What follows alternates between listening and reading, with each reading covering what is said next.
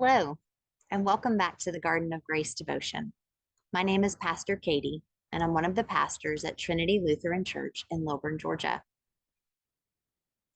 Today, I greet you with one of my favorite verses in the Old Testament. It's from Isaiah chapter 41, verse 10. It reads, "So do not fear, for I am with you. Do not be afraid, for I am your God.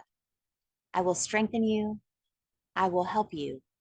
I will uphold you with my victorious right hand." For a long time, that has been one of my favorite verses of scripture. Do not fear, for I am with you. Do not be afraid, for I am your God. I will strengthen you. I will help you. I will uphold you with my victorious right hand.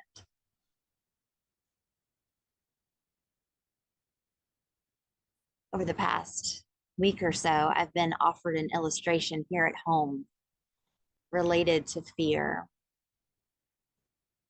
and related to some of the ways that fear can keep us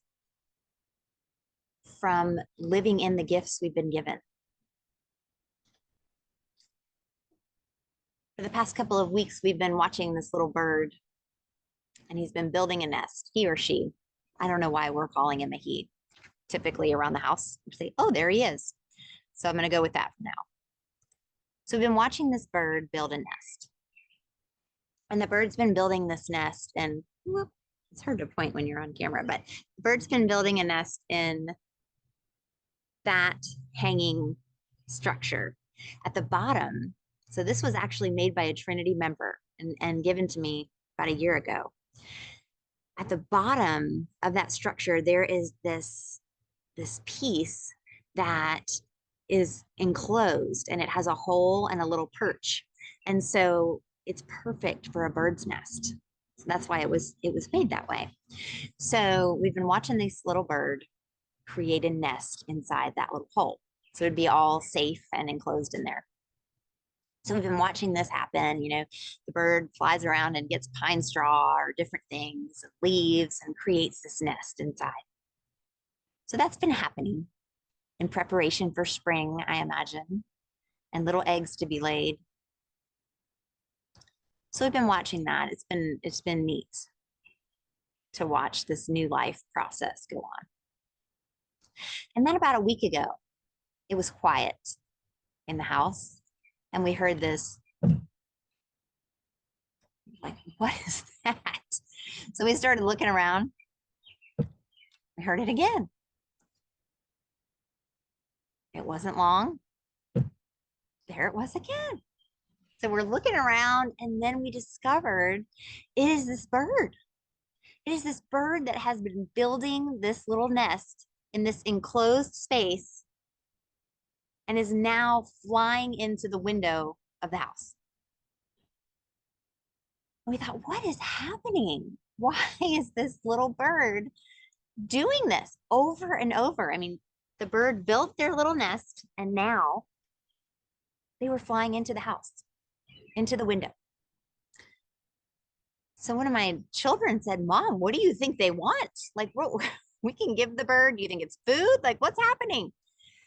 I said, no, I don't know. We couldn't really figure it out. So my husband did a little bit of research, and he discovered that likely because the bird built a nest nearby, when he saw his reflection in the window, thought it was an enemy. And so the bird, instead of resting in this lovely nest that had been created with all these things of nature around us, this bird instead was using its time to run into our window, fly into our window over and over with its little beak, because he thought he saw an enemy. And really what he saw, or she saw, was their own reflection. As I watched this process, I thought about how easy it is to fear, and how fear can so quickly keep me from enjoying the gifts I've been given, enjoying and giving thanks for the ways that God is at work in me and around me and through others. Fear sometimes can rob us from the joy of giving thanks for what we have. And that was the case, I think, for this little bird. He built just this lovely little nest, but couldn't rest in it. He was so afraid that someone else would come upon and try to take it. So afraid that he was attacking his own reflection in our window. Now, I'm not sure exactly how to spin this theologically or glean something theological from it, but my husband found out the way to help it stop. And that was to block the reflection in the window. So he put up a pillowcase on the window over there for a little while. So the bird could no longer see their reflection. He stopped running into the window. Now the bird appears content to rest on the nest and to wait, I guess, for spring.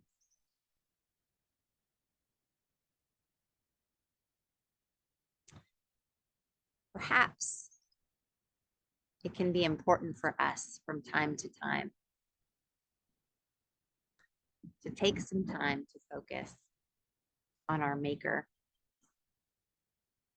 to block out those things that scare us, and to be reminded not to be afraid, for God is with us. To give thanks to our God, who will hold us up, for those words of Isaiah 41:10, our words of comfort and strength. Do not be afraid, for I am with you. Do not be afraid, for I am your God. I will strengthen you. I will help you. I will uphold you with my victorious right hand. Perhaps those words can be grounding words for us in moments when we feel like we're going to fly into something out of fear, or we feel like we're hitting our head up against a wall over and over because of something that we're afraid of. I pray this illustration brings you some comfort and some strength. And perhaps several months from now, I can have a devotion in this same place and we will see little birdies flying out of that little nest. I give thanks to God for the new life of spring that is coming around us. And today and every day, I pray God's peace to you. Take care.